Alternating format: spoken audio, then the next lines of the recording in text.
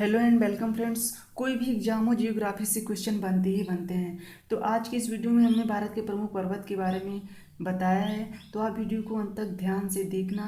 Exam के point of view से जो भी महत्वपूर्ण चीज़ें हमने सारी चीज़ें कवर कर रखी हैं, इसलिए आप वीडियो को ध्यान से देखना और अंत तक देखना। तो आइए शुरू करते हैं। देखिए, हमारे भारत में जो है लगभग 29.3% भूभाग पर पर्वत और पठार पाए जाते हैं। भारत की नदियों की तरह भारत के पर्वत को भी दो भागों में बांटा गया है। एक है उत्तरी पर्वत श्रृंखला के रूप में, दूसरी है मध्य एवं दक्षिण भारत के जितने भी पर्वत हैं उनको शामिल किया गया है। तो आइए सबसे पहले जानते हैं हिमालय की तरफ जितने भी पर्वत हैं, यानी हिमालय पर्वत श्रृंखला के बारे में। तो देखिए, जो हिमालय पर्वत है अपना, ये विश्व का सबसे नवीन वलित पर्वत है। सब ध्यान देना, विश्व का सबसे नवीन और वलित पर्वत है। वलित मतलब मोड़दार पर्वत है।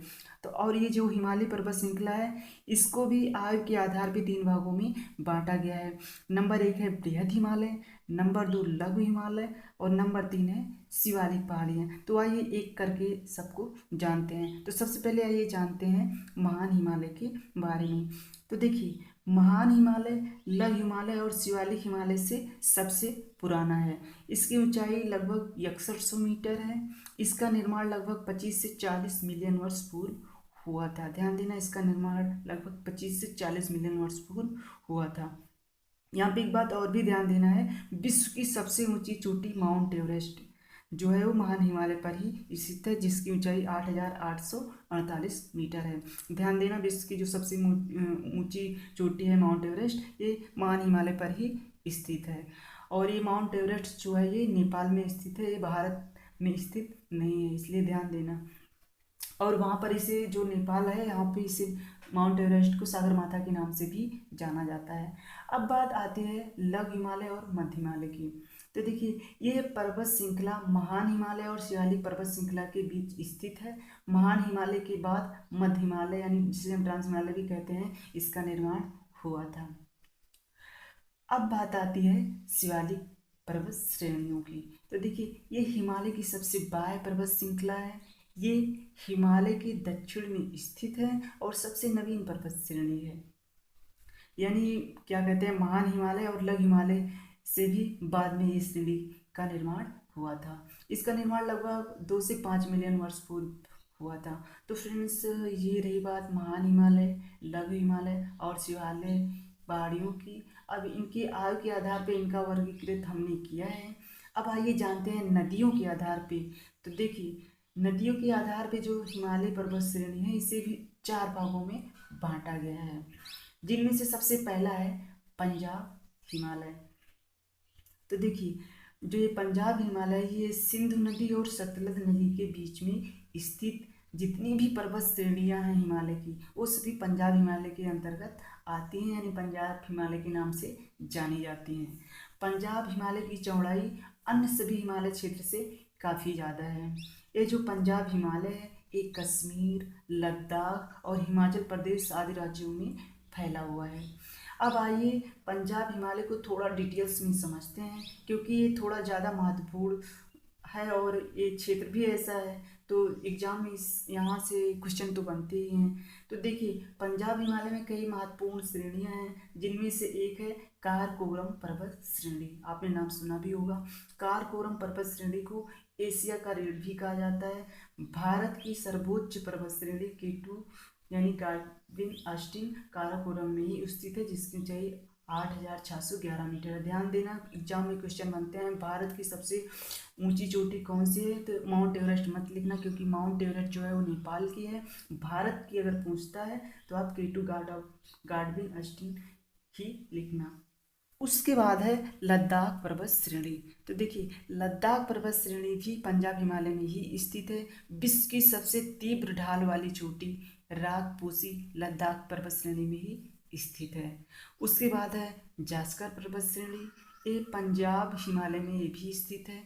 एक चीज़ यहाँ पे बहुत ध्यान देने लायक है कि सिंधु नदी, लद्दाख पर्वत श्रेणी और जास्कर पर्वत श्रेणियाँ हैं, इन्हीं के बीच से होती हुई ही बहती है। ध्यान देना, जो सिंधु नदी है वो लद्दाख पर्वत श्रेणी और जास्कर पर्वत श्रेणियों के बीच ही बहती है। उसके बाद अगली पर्वत श्रेणी है पीर पंजाल श्रेणी। पीर पंजाल पर्वत श्रेणी हिमालय की सबसे लंबी पर्वत श्रृंखला है। उसके बाद अगली है धौलाधार पर्वत श्रेणी ये भी पंजाब हिमालय के अंतर्गत आती है। कुल्लू घाटी, धौलाधार तथा पीर पंजाब पर्वत श्रेणियों के बीच में ये स्थित है। जो एक कुल्लू घाटी आपने सुना होगा, ये धौलाधार और पीर पंजाब जो पर्वत श्रेणी है इनके बीच में स्थित है। अब अगली है जो है शिवालिक श्रेणी। तो देखिए ये हिमालय पर्वत श्रेणी की जो है सबसे दक्षिणम पर्वत श्रेणी है। इसमें काराकोरम, लद्दाख, जास्कर पर्वत श्रृंखला वाला जितना भी भाग है, ट्रांस हिमालय के नाम से जो जाना जाता है, ये सभी आते हैं। पीर पंजाल धौलाधार पर्वत श्रेणी जो है ये लघु हिमालय में स्थित है। तो पंजाब हिमालय में जो जाफरान की खेती की जाती है वो पंजाब हिमालय में ही की जाती है। आपने नाम सुना होगा, जो ये केसर है, केसर जो है वो जाफरान के फूल से ही तैयार होता है। तो ध्यान देना, सबसे ज़्यादा केसर की खेती कहाँ होती है? पंजाब हिमालय में जितनी भी पहाड़ियाँ इन्हीं में की जाती है, मोस्टली कश्मीर वगैरह में। अब आइए बात करते हैं कुमायूं हिमालय की। तो देखिए कुमायूं हिमालय को गढ़वाल हिमालय भी कहा जाता है। ये सतलज नदी और काली नदी के बीच लगभग 320 किलोमीटर लंबी हिमालय क्षेत्र जितने भी हैं ये कुमायूं हिमालय क्षेत्र के नाम से ही जाने जाते हैं। यानी सतलज नदी और जो काली नदी है इसके बीच का लगभग 320 किलोमीटर का जितना भी हिमालय का क्षेत्र है ये सभी कुमायूं हिमालय के नाम से ही जाना जाता है। जो ये कुमायूं हिमालय ये उत्तराखंड में फैला हुआ है। कुमायूं हिमालय की सबसे ऊंची चोटी नंदा देवी है, जिसकी ऊंचाई लगभग 7,817 मीटर है। ध्यान देना, इसकी ऊंचाई कितनी है? 7,817 मीटर। जानकारी के लिए हम आपको बता दें, बद्रीनाथ, केदारनाथ, गंगोत्री, यमुनोत्री ये जो भी धाम है ये कुमायूं हिमालय श्रेणी में ही स्थित हैं सभी। जो ये बद्रीनाथ, केदारनाथ, गंगोत्री यानी ये जितने भी धाम है ये कुमायूं हिमालय में ही स्थित है। और एक बात यहाँ पे और भी ध्यान देना, गंगा यमुना नदियों का जो उद्गम स्थान है वो भी कुमायूं हिमालय से ही होता है। तो यहाँ पे ध्यान देना है ये। उसके बाद है नेपाल हिमालय। तो देखिए काली नदी और तीस्ता नदी के बीच का 800 किलोमीटर का जो क्षेत्र है हिमालय का वो नेपाल हिमालय के नाम से जाना जाता है। ये भूभाग कुमायूं हिमालय की अपेक्षा अधिक ऊंचा है। और विश्व की सबसे ऊंची चोटी माउंट एवरेस्ट नेपाल हिमालय पर ही स्थित है, जिसकी ऊंचाई 8,848 मीटर है। ध्यान देना, विश्व की सबसे ऊंची चोटी जो माउंट एवरेस्ट है वो नेपाल हिमालय पर स्थित है। धौलागिरी, अन्नपूर्णा, मकालू, कंचनजंगा आदि पर्वत श्रेणियाँ जो हैं वो नेपाल हिमालय पर ही स्थित हैं। कंचनजंगा भारत की दूसरी सबसे ऊंची चोटी है, जो कि भारत के सिक्किम से लेकर नेपाल तक फैली हुई है। उसके बाद अगला हिमालय है असम हिमालय। तो देखिए तीस्ता नदी से लेकर ब्रह्मपुत्र नदी के बीच फैला जितना भी हिमालय क्षेत्र है उसे हम असम हिमालय के नाम से जानते हैं। ये सिक्किम, अरुणाचल प्रदेश और असम तक फैला हुआ है। ध्यान देना, हिमालय से निकलने वाली नदियाँ हमेशा बहती रहती हैं, क्योंकि जो ग्लेशियर है वहाँ के पिघलते रहते हैं, जिसकी वजह से हमेशा उन नदियों में पानी बना रहता है। अब यहाँ पर एक बात और महत्वपूर्ण है, उसे ध्यान देना है कि हिमालय पर्वत श्रेणियाँ जम्मू कश्मीर, लद्दाख, हिमाचल प्रदेश, उत्तराखंड, सिक्किम, अरुणाचल प्रदेश, असम, मेघालय, मणिपुर, नागालैंड आदि राज्यों में फैला हुआ है। ध्यान देना, हिमालय के पूर्व से पश्चिम की तरफ पर्वत चोटी में सबसे पहले आता है नामचा बरवा पर्वत। तो देखिए नामचा बरवा पर्वत अरुणाचल प्रदेश और तिब्बत यानी जो चीन ने जिसे ले लिया है ज़बरदस्ती, जिस पर चीन का कब्जा हो गया है, के बॉर्डर पर स्थित है। ये हिमालय का सबसे पूर्वी भाग है और सबसे ऊंची चोटी है पूर्व की। नामचा बरवा, कंचनजंगा और जो है मकालू, एवरेस्ट, अन्नपूर्णा, धौलागिरी इसी क्रम में हैं। उसके बाद है गारो, खासी, जयंती और लिसाई पर्वत श्रेणियों की बात आती है। तो ये पर्वत श्रेणियाँ असम, नागालैंड, मणिपुर, मेघालय और मिजोरम में फैली हुई हैं। ध्यान देना, इन पर्वत श्रेणियों की ऊंचाई हिमालय से काफ़ी कम है। तो फ्रेंड्स ये रही बात नदियों के आधार पर वर्गीकृत हिमालय की बात। हमने पंजाब हिमालय, कुमायूं हिमालय, असम हिमालय और नागालैंड की पहाड़ियों के बारे में आपको बताया है। अब आइए जानते हैं मध्य और दक्षिण भारत की पर्वत श्रेणियों के बारे में। तो देखिए अरावली पर्वत श्रेणी ये लगभग 570 मिलियन वर्ष पुरानी है। ये गुजरात से लेकर राजस्थान, हरियाणा तक लगभग 800 किलोमीटर लंबाई में फैली हुई है। अरावली पर्वत की सबसे ऊंची जो चोटी है वो गुरु शिखर है। ध्यान देना, प्रश्न एग्जाम में पूछा जाता है कि सबसे ऊंची चोटी कौन सी है अरावली की, तो गुरु शिखर है, जिसकी ऊंचाई लगभग 1722 मीटर है और कहाँ पे स्थित है, ये राजस्थान में स्थित है। अब अगली बात है विंध्याचल पर्वत श्रेणी की। तो ये भी बहुत पुरानी पर्वत श्रृंखला है। विंध्याचल पर्वत गुजरात, मध्य प्रदेश, उत्तर प्रदेश और झारखंड में फैला हुआ है। ये पर्वत श्रृंखला काफ़ी घुमावदार है, यानी टेढ़ी मेढ़ी है। मध्य प्रदेश और उत्तर प्रदेश की सीमा पर फैले इसके कुछ हिस्से कैमूर की पहाड़ियों के नाम से भी जाने जाते हैं, यानी कैमूर की श्रेणी के नाम से भी जाना जाता है, तो ध्यान देना।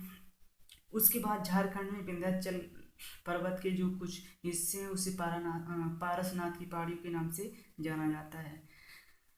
तो और यहाँ पे एक बात और ध्यान देने लायक है कि पारसनाथ की पहाड़ियाँ जो हैं वहाँ पे जैन मंदिर काफ़ी हैं, इसलिए ये जैन मंदिर के लिए कुछ ज़्यादा ही फेमस है। इसकी ऊंचाई की बात करें तो ये 1365 मीटर ऊंची है। अब आइए जानते हैं सतपुड़ा पर्वत श्रृंखला के बारे में। तो देखिए, सतपुड़ा पर्वत श्रेणी दक्कन के पठार का ही भाग है और 3 भागों में ये बटा हुआ है। पश्चिम में इसे राजपीपला की पहाड़ी के नाम से जाना जाता है। मध्य प्रदेश स्थित इसके जितने भी हिस्से हैं उसको महादेव की पहाड़ी के नाम से जाना जाता है, और पूर्व में जो है छत्तीसगढ़ स्थित जितने भी इसके हिस्से हैं छत्तीसगढ़ में, वहाँ पे मैकालो की जो पहाड़ियाँ हैं उनके नाम से जाना जाता है। तो सतपुड़ा पर्वत श्रेणी की सबसे ऊंची चोटी की बात करें तो धूपगढ़ है, जिसकी ऊंचाई लगभग 1350 मीटर है, जो कि महादेव पहाड़ी का ही एक भाग है। सतपुड़ा श्रेणी उत्तरी भाग पर नर्मदा नदी और दक्षिणी भाग पर ताप्ती नदी बहती है।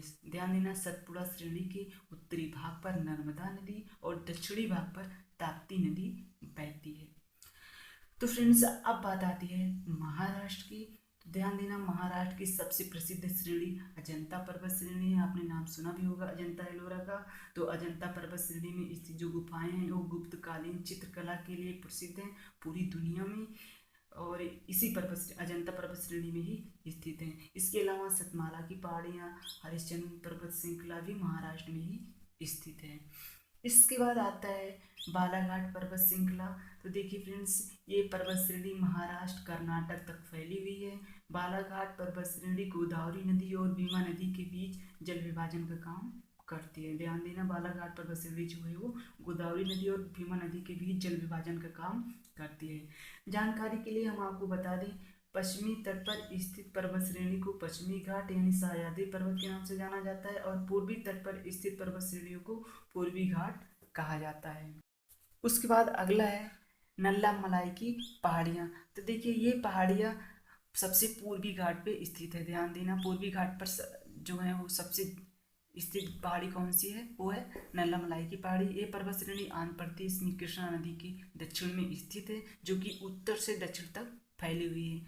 अब अगली है नीलगिरी की पहाड़ियाँ। तो देखिए, जहाँ पर पूर्वी घाट और पश्चिमी घाट आपस से मिलते हैं वहाँ पे नीलगिरी की पहाड़ियाँ जो हैं वो स्थित हैं। ये पहाड़ी जो है केरल, तमिलनाडु और कर्नाटक राज्य में फैली हुई है। नीलगिरी की पहाड़ियों को पहाड़ियों की रानी कहा जाता है। यहाँ पे ये भी ध्यान देना, नीलगिरी पहाड़ियों की सर्वोच्च जो चोटी है वो डोडा बेट्टा है। ध्यान देना, एग्जाम में यहाँ से क्वेश्चन बनते हैं। ये सबसे ऊंची चोटी कौन सी है, ये डोडा बेट्टा है, जिसकी ऊंचाई 2637 मीटर है, जो कि दक्षिण भारत की दूसरी सबसे ऊंची चोटी है। ध्यान देना, पहली नहीं दूसरी सबसे ऊंची चोटी है, और जो है टोंडा जनजाति भी यहीं पे निवास करती है। उसके बाद अगली है अन्नामलाई की पहाड़ियाँ। तो देखिए, अन्नामलाई की पहाड़ियाँ जो है वो केरल एवं तमिलनाडु की सीमा पर स्थित हैं। इसकी सबसे ऊंची चोटी अन्नामुड़ी है, जिसकी ऊंचाई 2495 मीटर है, और यह दक्षिण भारत की सबसे ऊंची चोटी है। ध्यान देना, दक्षिण भारत की सबसे ऊंची चोटी क्या है, अन्नामुड़ी है, जो कि किस पहाड़ी पर स्थित है, अन्नामलाई पहाड़ी पर स्थित है। उसके बाद अगली पहाड़ी है कार्डमम की पहाड़ी। तो देखिए, ये पहाड़ियाँ केरल और तमिलनाडु में स्थित हैं। ये भारत की दक्षिणी साइड की सबसे अंतिम पहाड़ी है। ध्यान देना, ये भारत के सबसे दक्षिणम साइड की सबसे अंतिम पहाड़ियाँ हैं। और यहाँ पर एक बात और ध्यान देने लायक है कि कार्डमम की जो पहाड़ियाँ हैं यहाँ पर इलायची की खेती की जाती है, इसलिए इसे इलायची की पहाड़ियाँ भी कहा जाता है। एग्जाम पे पूछा जाता है इलायची की पहाड़ियाँ कहाँ स्थित हैं, तो आपको आंसर आप पता होना चाहिए कि केरल में स्थित है। और यहाँ से क्वेश्चन बनते ही हैं, तो आपको ध्यान देना है। सबसे आखिरी बात जो आपको ज़्यादा ध्यान देने लायक है कि पूर्वी घाट पर्वत श्रेणी की सर्वोच्च शिखर मैनगिरी है और पश्चिमी घाट के जो सर्वोच्च शिखर है वो अनाई मुड़ी है, ध्यान देना। और यहीं पे अब इस वीडियो का अंत होता है। हमने जितनी भी महत्वपूर्ण पहाड़ियाँ थी भारत की जहाँ से क्वेश्चन अक्सर बनते थे, वो सारी चीज़ें हमने आपको बता दी हैं। अगर आप कोई वीडियो अच्छी लगी तो वीडियो को लाइक करिए, शेयर करिए और चैनल पे पहली बार आए हो तो चैनल को सब्सक्राइब करिए।